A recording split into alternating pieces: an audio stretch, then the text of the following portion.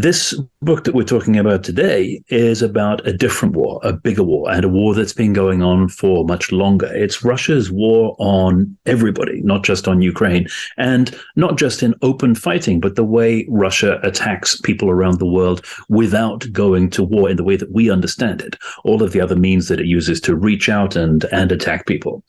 So I was writing this book in 2021 before the war on Ukraine was escalated in the way it was with the full-scale invasion in February last year.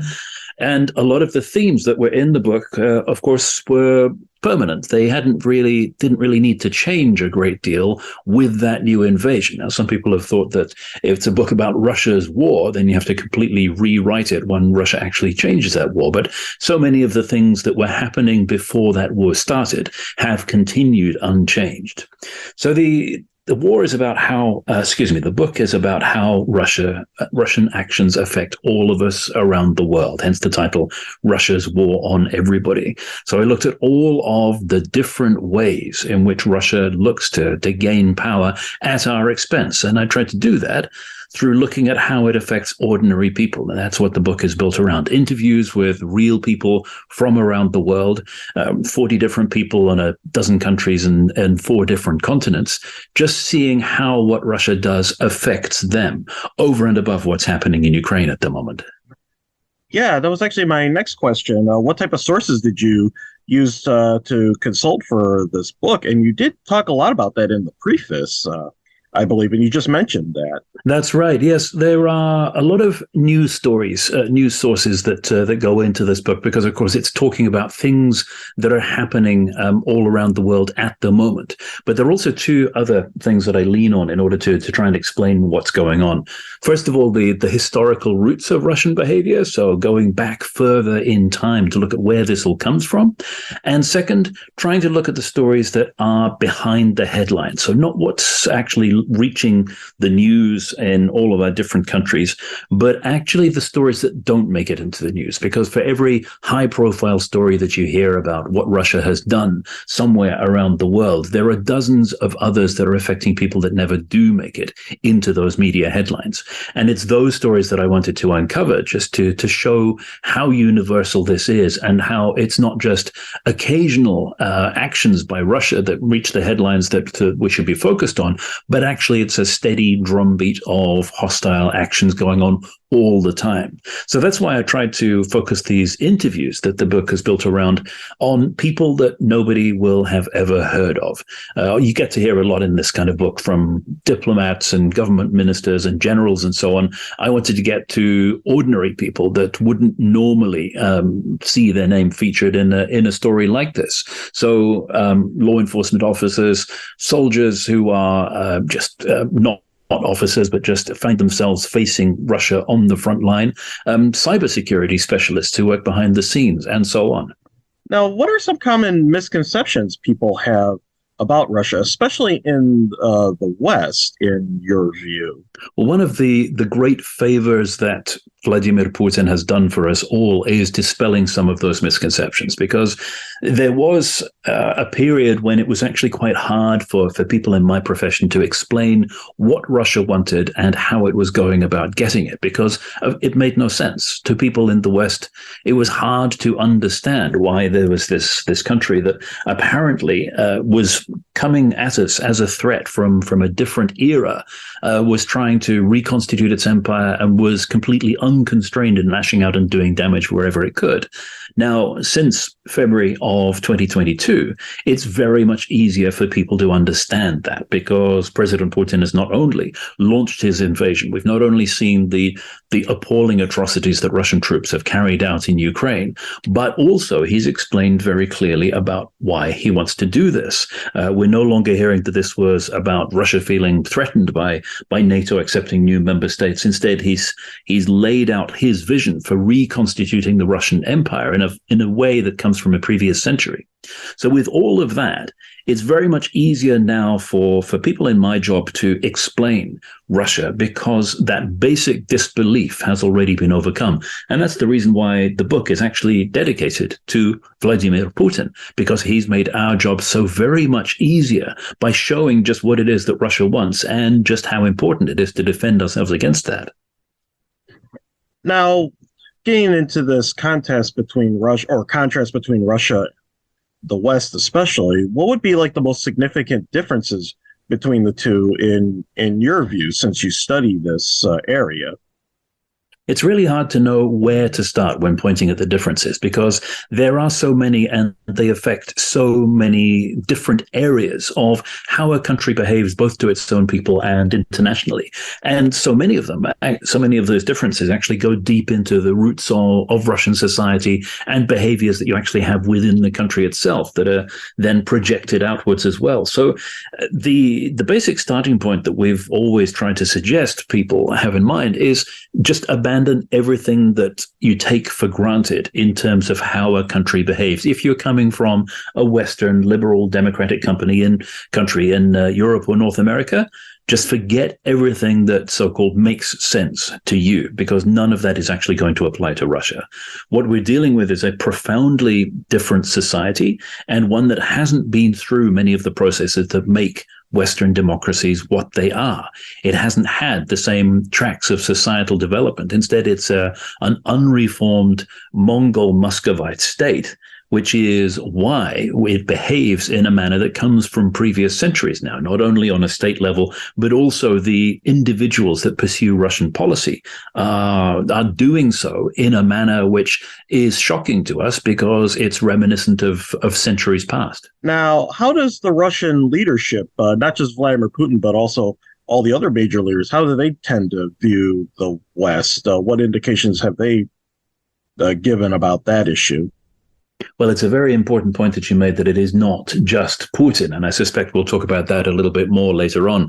The current leadership as a whole has a very distinctive worldview that's been formed not only by their own experience of growing up in Soviet times and then having that taken away from them with the collapse of the Soviet Union, but also the Russian tradition, the Russian idea of the West as both an enemy and something to, on occasion, be envied. And the idea that Russia is a desirable target and the West will actually look for opportunities to destroy it and dismember it because it has something that is enviable. So a lot of different preconceptions about Russia's place in the world that actually are extremely toxic and extremely damaging because they set Russia and the West up for conflict. They see the West as an enemy and as an adversary for a lot of reasons that actually have no real basis in fact, but they are the reasons that are driving Russia to carry out this long campaign of hostility that goes back long before the 2022 invasion of Ukraine, long before the seizure of Crimea in 2014. It's actually a steady state that you can trace back through decades and centuries. Now, you just mentioned their vision of their place in the world. What, according to them, what is Russia's proper place in the world, according to their worldview? They really want Russia to be in the position it was in 1914, when Russia was a great power with an empire, was one of the poles of power within the world.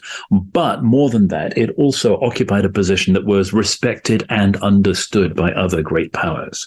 So Russia has come to the end of its empire, finally, after the collapse of the Russian Empire in 1917 and of the Soviet Empire in 1991. But that realization that it is a former imperial power still hasn't sunk in.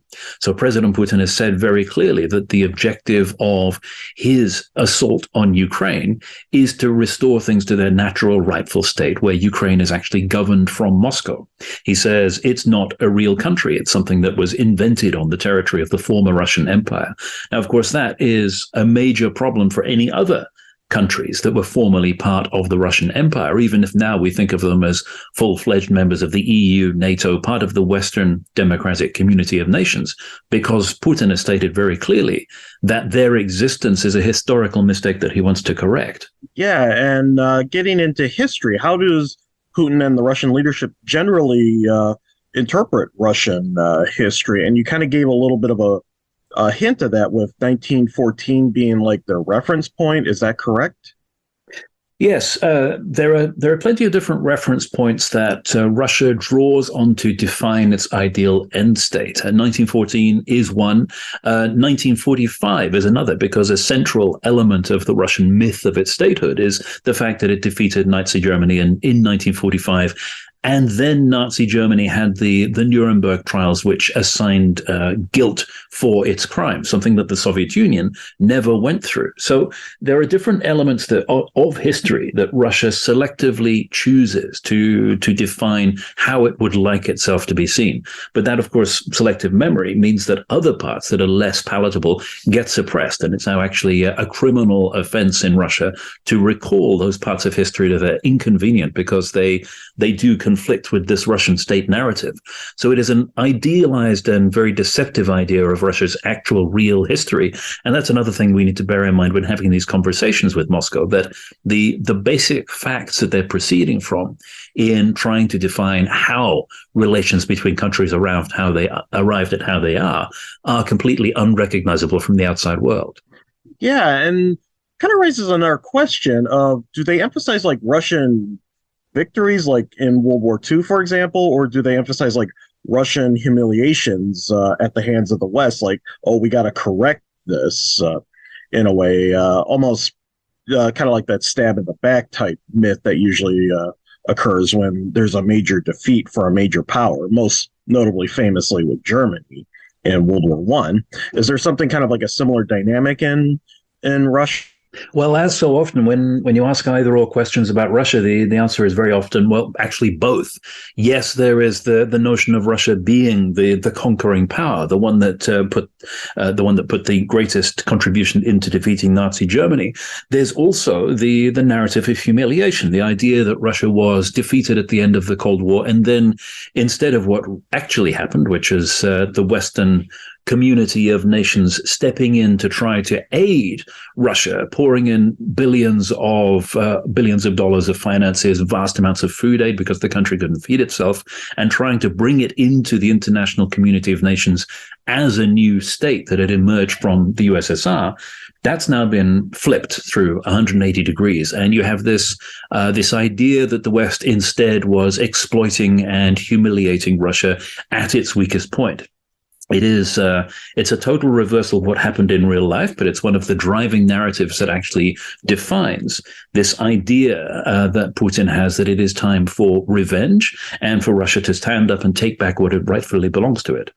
Yeah, and you do talk about how this narrative, these messages are being promoted in Russian media. Can you explain this in greater detail? How do they do this, and what messages are kind of given media attention in Russia? It's hard for somebody who hasn't experienced it to describe just how different the world is when you see it through Russian media, and just how unrecognizable not just events that are happening day to day in the outside world, but also the past of different countries is as well. And when Russia promotes these historical narratives, these ideas about what happened and how the world got the way it is, we need to remember that this has been going on for years and decades. So the control of the Russian state media and its channeling into delivering very consistent messages that fit with this view of the world goes back well into the early stages of President Putin's tenure.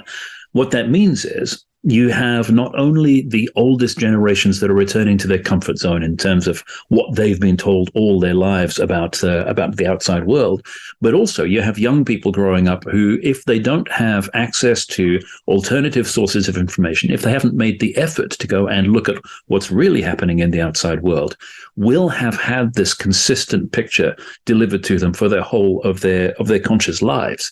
And that has an effect. And the effect, unfortunately, we see in the behaviors of young Russian soldiers in Ukraine. They don't know any different that the West is conspiring to attack Russia, that Ukraine is run by Nazis, that anybody who says Ukraine is a country is by definition an enemy of Russia and needs to be dealt with in the most savage means possible.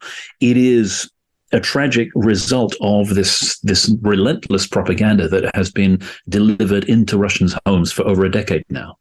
Now, you also talk about how Russia tries to present this narrative and message beyond its borders. And you call this a strategy of neither war nor peace. Can you explain that in greater detail?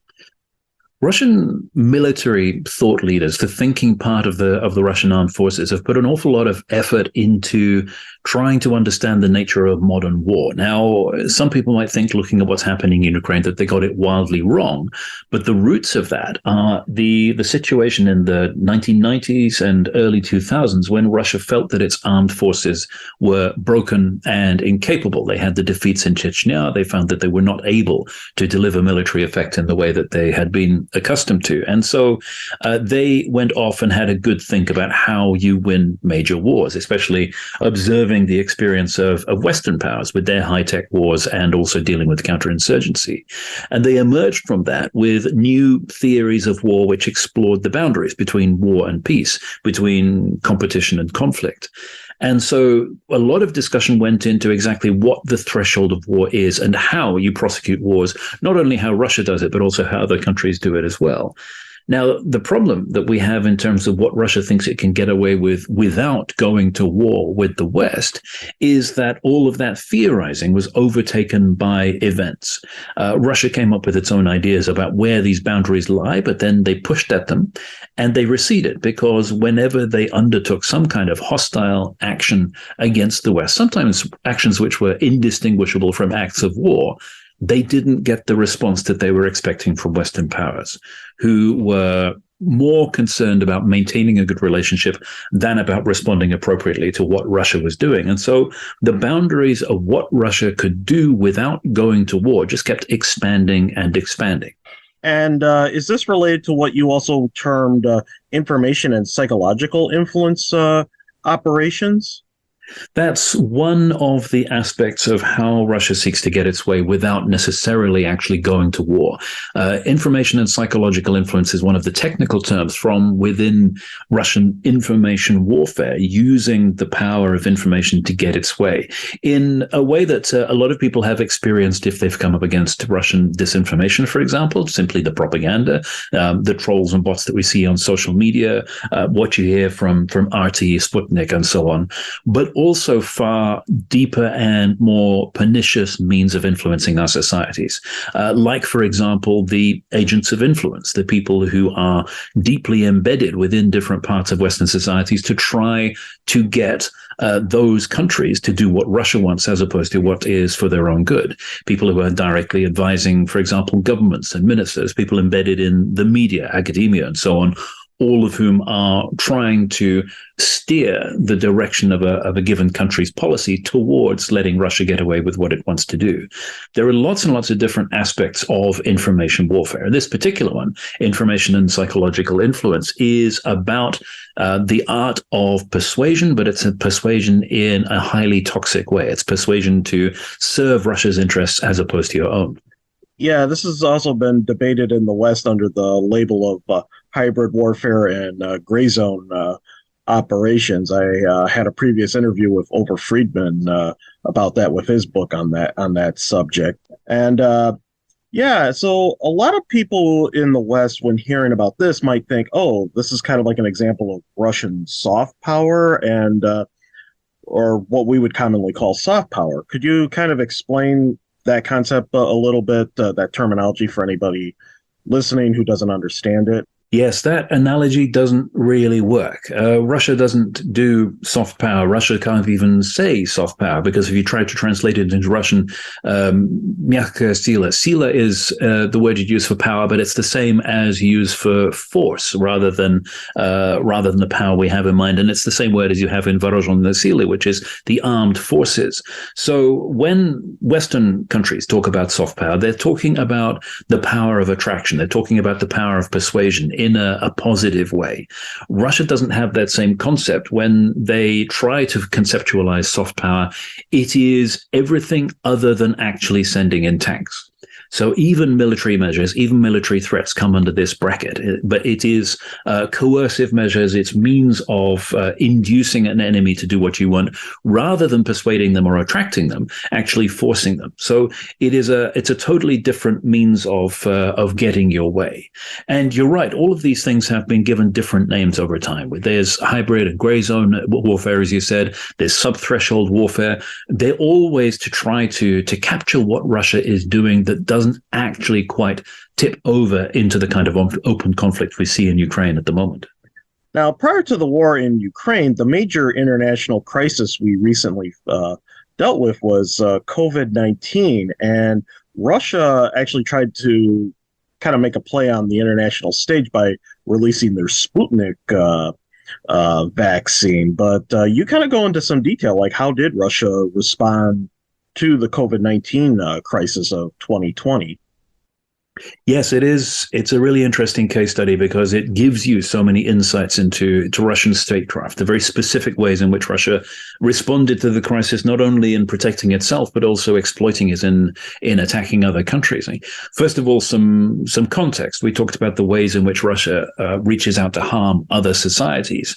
For a long time before the emergence of COVID, Russia was sponsoring and facilitating anti-vaccination movements in foreign countries and Western democracies because it suits Russia for them to be suffering public health crises. And the cynicism behind that operation was just demonstrated by the fact that when COVID finally did arrive and we're facing a global pandemic, rather than shut those operations down, they just put vastly more resources into them to try to cause a bigger problem for the target countries. Because in Russia's view of international security, its zero-sum view of security, anything that harms its adversaries by comparison makes Russia stronger. Now, meanwhile, of course, that had a blowback effect on Russia itself, because even if you try to insulate your society from the outside world, you can't be propagandizing against vaccination around the world and then trying to persuade your own citizens to take up your own national vaccine, especially when those citizens are well aware of the state of Russian medicine and therefore are instinctively distrustful to something which has been developed in Russia itself and is set up in competition with foreign vaccines on the basis of some very dodgy statistics. So you already have all of these elements of Russian statecraft in play to make it a very distinctive response. But then on top of that, Russia tries to sell the Sputnik vaccine around the world, fails to deliver, delivers dodgy and suspect batches of vaccine, falsifies the figures that go into it, because that too is an absolutely standard Russian habit, and tries to exploit the coronavirus epidemic for its own propaganda purposes and to try to gain influence. So it is a completely different response to how other countries tried, by and large, to cooperate between themselves to contain the spread of the virus. Now, what role does the Russian military and military service play in Russian society? And this has definitely been in recent discussions about Russia, the news, because of the recent mobilizations for the war in Ukraine. That's right. It has changed over time. And for the time being, the Russian military is still riding on the popularity that it got as a result of the boost to its funding and its salaries and so on that came in the aftermath of Russia receiving huge amounts of money from energy revenues in the mid-2000s. That led to an enormous overhaul of Russia's military potential and to lots of re-equipment, transformation, and a boost for the prestige of the military and society, which has taken a hit now because mobilization is not a popular measure. People have voted with their feet to try to avoid getting caught up in Russia's war on Ukraine. Well, hundreds of thousands of people have left the country to try to not be called up to fight the war. So again, it's in a state of transition. But for the time being, because from Russia, if you look at the war on Ukraine, you don't see what the rest of the world sees. You don't see the atrocities carried out by Russian soldiers. If you do see them, you see a justification for them. You don't see that this is a colonial war of reconquest. Instead, it's a war to protect Russia against the outside world. So none of the things that you might assume would be reputationally fatal for an armed force in its own society is actually having the same kind of impact in Russia. Now, you mentioned the boom from oil revenue. In what ways did the Russian leadership, try to rebuild the armed forces? Because I know for at least in the 1990s, it kind of deteriorated because of the lack of funding, and in some ways they were dependent on their old Soviet hardware. That's right. There was a deterioration in the 1990s, and that came through very strongly in 1994 and 1999 when Russia was trying to fight a war in Chechnya and found it extremely hard to bring together competent and equipped fighting forces from across the country to fight a relatively small campaign. But as soon as the money started pouring in off the back of that spike in energy prices in the middle of the 2000s, Russia turned on the taps to send a lot of it to the armed forces. And you saw some things happening immediately. You saw officers being paid their salaries, which hadn't happened for an extended period. You saw flying hours for pilots and aircraft suddenly increasing. This was the time at which Russia resumed its long-range air patrols, probing the defenses of Western countries.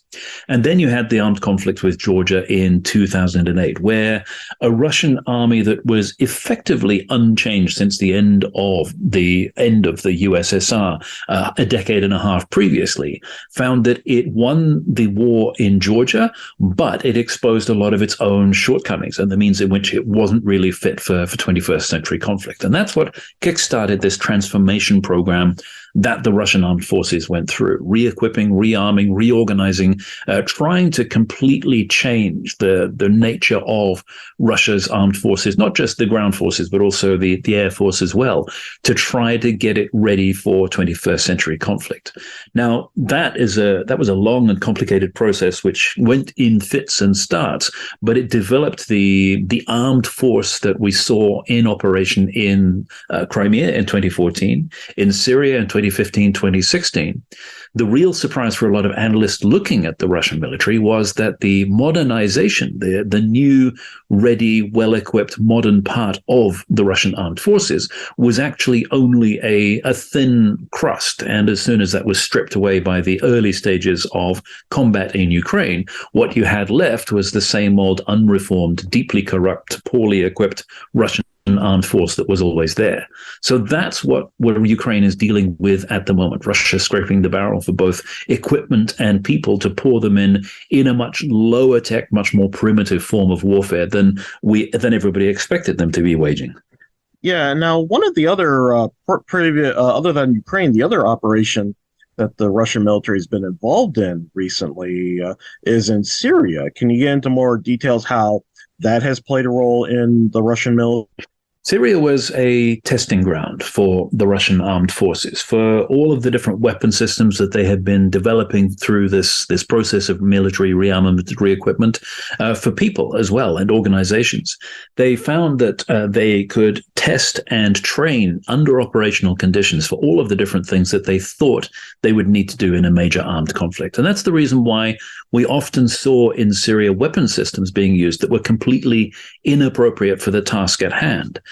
Using missiles from thousands of kilometers away to see if they worked, deploying an aircraft carrier, which ended up being no more than a glorified aeroplane ferry to actually deliver aircraft there to see if it worked, and testing logistics systems and communication systems and leadership and so on, while minimizing the exposure of Russia's main armed forces to the actual fighting. This was a facilitating role where they brought together the forces of Iran and the Syrian government forces to do the bulk of the fighting, while Russia was providing advisors, air support, and so on.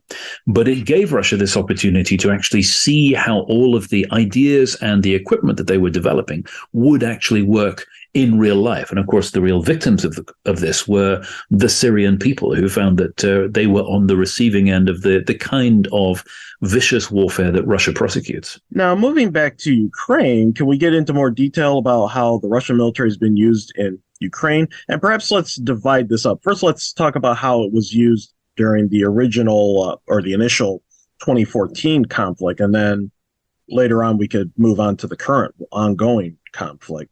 Yes, it's right to divide it up into phases. Even in the current ongoing conflict, we've seen several different phases during which there's been a different character or nature of the Russian armed forces on display. What surprised people in 2014 was the extent to which the Russian armed forces had changed and the extent to which the transformation process actually seemed to have delivered results.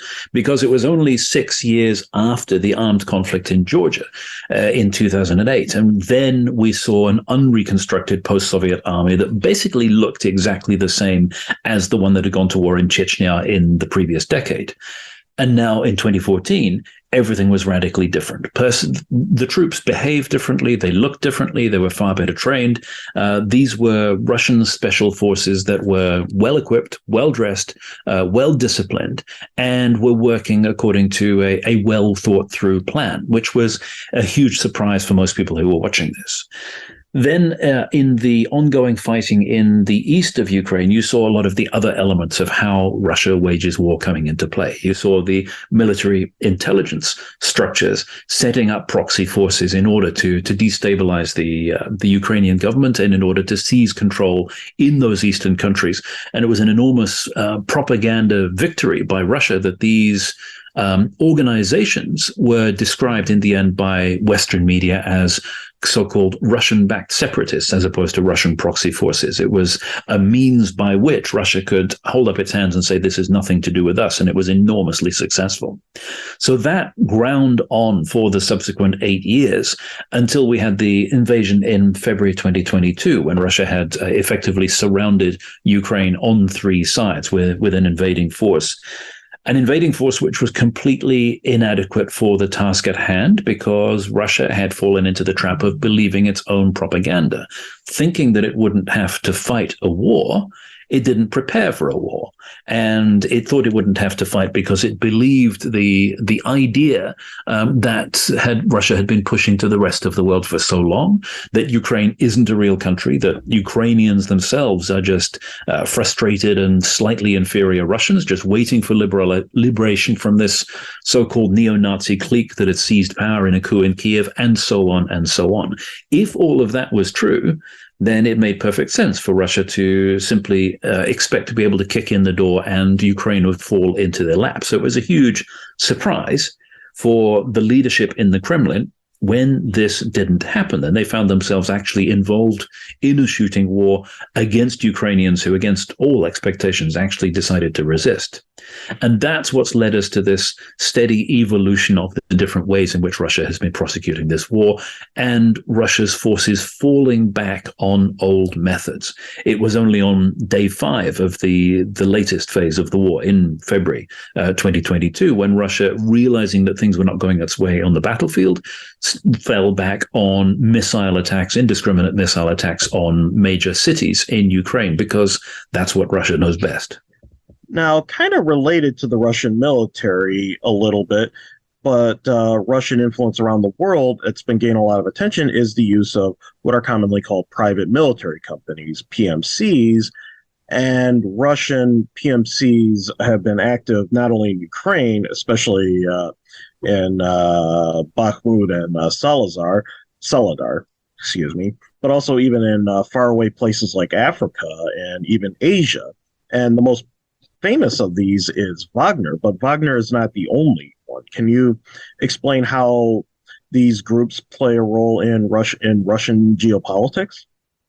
Yes, quite. Wagner is by a long way the most prominent and the most famous out of all of these groups. But yes, as you say, it's certainly not the only one.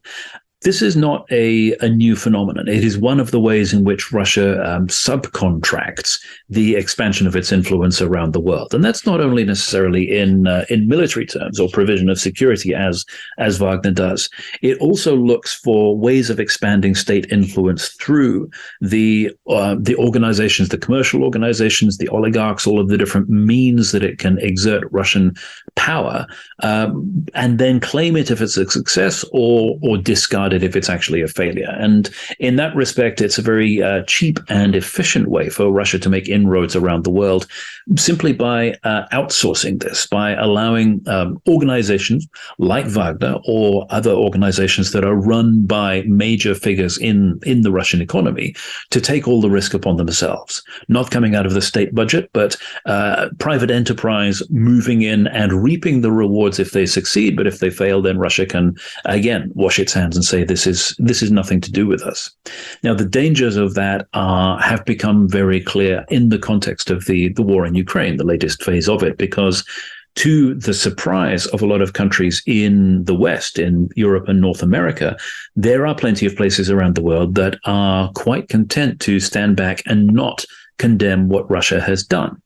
Even countries in Africa that are viciously condemning colonialism, not actually condemning Russia for waging a colonial war of reconquest. Countries that were threatened with starvation as a result of Russia's blockade on Ukrainian grain, not actually condemning Russia for that either.